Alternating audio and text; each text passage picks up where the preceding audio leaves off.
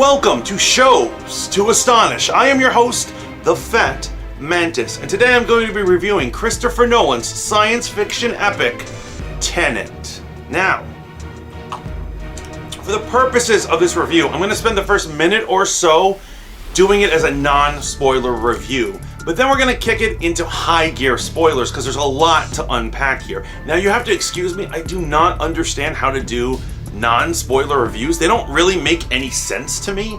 It's just not my language. I know a lot of people, it's their bread and butter, but I don't understand how you can talk about something without talking about it, right? It's like how would you describe me without using the word handsome? It doesn't make any sense. So anyway, let's get right into this. So this is the story of a man from nowhere with no name who is brought into a secret society of time manipulating agents and scientists who are trying to stop the obliteration of time and space itself. It's very much a hardcore espionage film. It's better than most Bond films. I would say they execute. Nolan once again has this sleek, beautiful imagery seen within the ninjas and super spy genre, but it's not as silly. It takes it more serious. But you know, it hits the glamorous world of billionaires and money makers and manipulators, high-end dinner parties, having champagne and shooting Russians. It's a good time, and he pulls that off excellently. Strangely enough, even though very much not a noir, it has a lot of noir sensibilities. There's a lot of scenes where our hero gets beaten up and he's held by prisoners, and people are telling him, "Get out of town, you bum! You don't belong here. You don't belong in our world."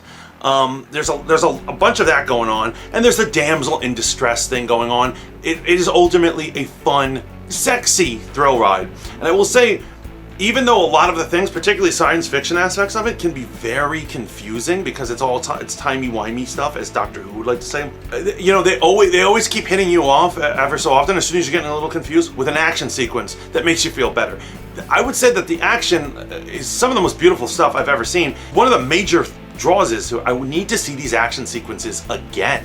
There's a fight scene where one character is moving backwards and another character is moving forward, and they have to figure out ways to counter each other in the wrestling. It goes on for a while. It is a beautiful fight scene. I would watch that again and again. I would love to analyze it, as well as analyze a lot of the story going on. You know, afterwards, you know, I gave it my initial rating and what I thought that it would be. And then I went home and I started researching, you know, just looking at Reddit, looking on ideas and stuff like that. And apparently there are so many theories that I just need to see it again to see these things that I missed. But I love a movie that you can dissect over and over again. It has that aspect. That is very, very good. Now I'd say with the music, normally Nolan is in love with his bromance, Hans Zimmer, who is an amazing, original score guy, with his orchestra and stuff. He does amazing work. And when I came out of it, I liked the music, but I wasn't in love with the music like I usually am. And I was like, well, Hans Zimmer didn't do a great job. And it turns out Hans Zimmer was absent. I think he's working on Dune right now. He was unable to work on this film, so they had a replacement guy, and it makes sense. The guy was good. He wasn't Hans Zimmer level, and it kind of stands out. Now, there's a lot of talk about the sound quality and what issues with the sound quality, and that is absolutely true. It's not all over the place, but occasionally there are times you cannot hear what somebody said because of a music or a sound effect. A particular sound effect that got on my nerves is there was a scene where they're talking the intricacies of stealing a plutonium shipment while they're on boats, these motorized boats. You know, it has a sail, and it's like two boats connected by a net. Rich people like to do it, and they're out at sea, and you hear the engines and you hear the ocean sounds, and I could not make out a single word of their conversation. I'm like, what are these people trying to say? And the whole conversation goes that way. Thank God the scene is short. It doesn't go on too long. It doesn't completely hinder you because you get the concept of what's going on, but I don't know why Nolan constantly has sound issues. I mean, I feel like he doesn't respect the art of sound. He clearly respects the art of music, but not the art of sound, and it's really strange. So I'm gonna have to say, final score. What score am I going to give this movie? Now, this is gonna sound strange because I have a lot of things to nitpick about it, and it comes down to this. It committed a crime against screenwriting, and as a writer, I'm completely and utterly offended by it, that the main character did not have a story arc.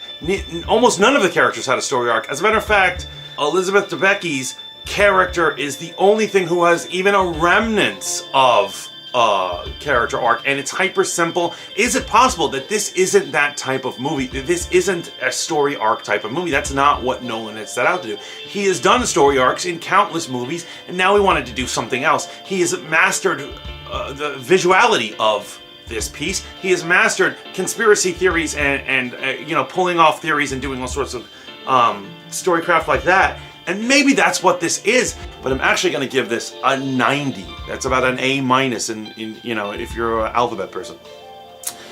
You know why? This movie I could see again and again, and I love to analyze it and all these things, although it had a lot of problems. Now, in order to talk about problems, we're going into my spoiler review. Blammo, you have been warned. Okay, number one, for starters, I'd like to point out the main plot steals heavily from Star Trek Enterprise, but the concept is that evildoers having a Cold War in the future are inverting items and sending particularly weapons and plutonium and stuff back in time for evil forces to use in our time. So basically it's a temporal Cold War, very similar to Star Trek Enterprise, not the greatest Star Trek ever, but you know, the plot line of that series. One of the things that really gets on my nerves about this film is that it is almost a palindrome. Now, if you notice, the word Tenet itself is a palindrome. That's the name of the secret organization, and later on, they explain where they got that name and why they use it. But palindromes are constantly a reoccurring theme in it, and what they do very brilliantly is halfway through the movie, when they realize they can invert themselves, when they discover turnstiles, you go into a turnstile, it turns around, and then you're able to walk out, and you're in reverse, and the rest of the world is not. It allows you to go back in time, but you just have to continue existing in going backwards.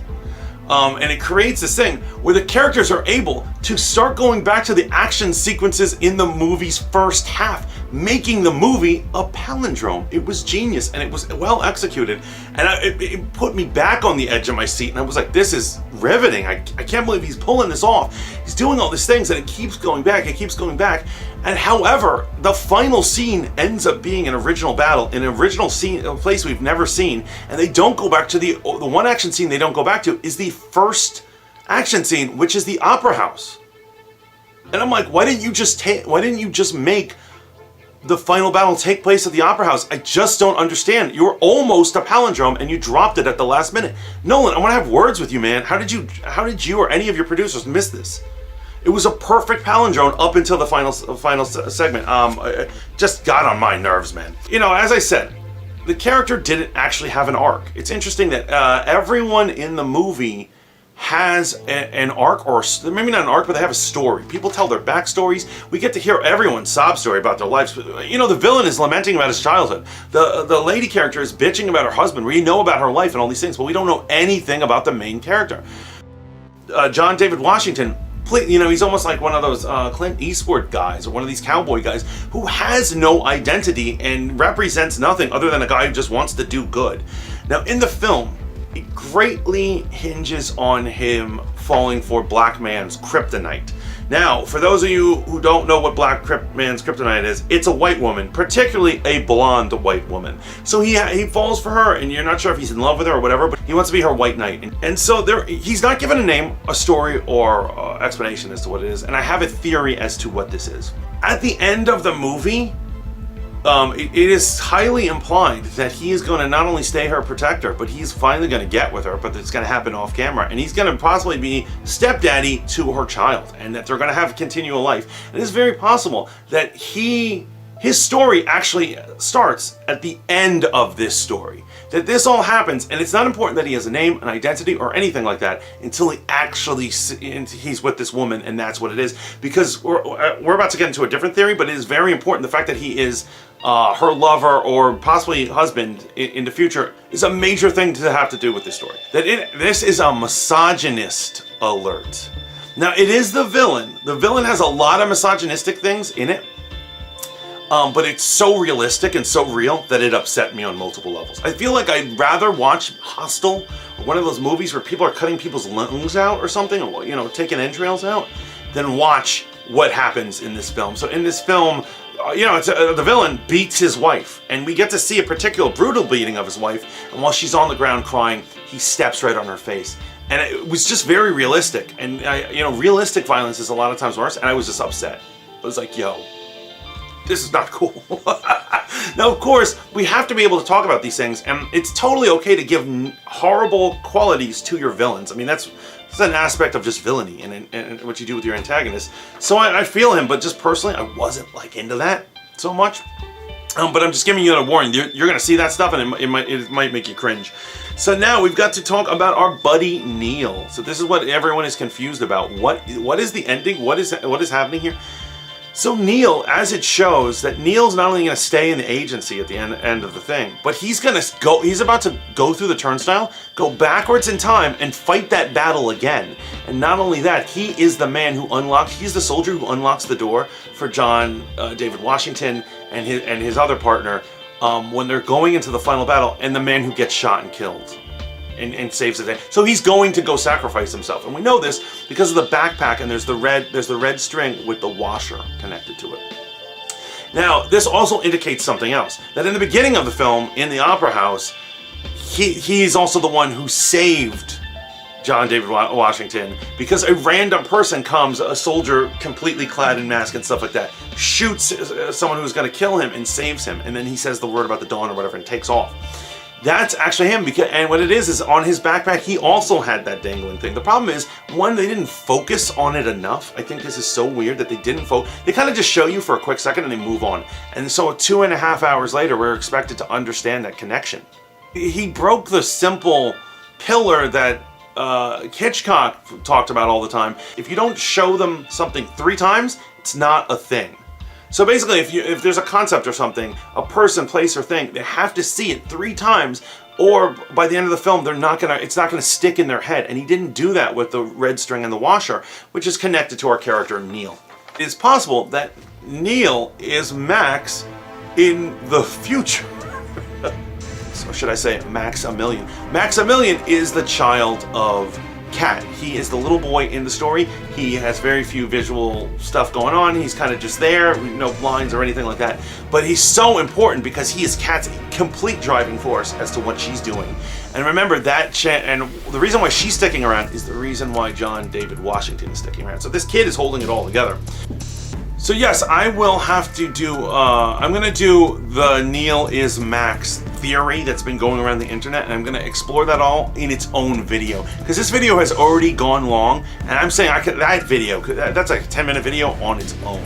However, I really enjoyed it, solid 90. Really enjoyed it. What did you guys think about it? Did I miss anything? And are there any other major weird theories going on here? Please let me know in the comments. I hope you like Tenet. If you're going to Tenet, remember to be safe. You know, please be safe. Keep that mask on. No concessions, man. Wear gloves if possible. Just please, man. This is a crazy time that we're living in. But other than that, I want you to like, share, and subscribe.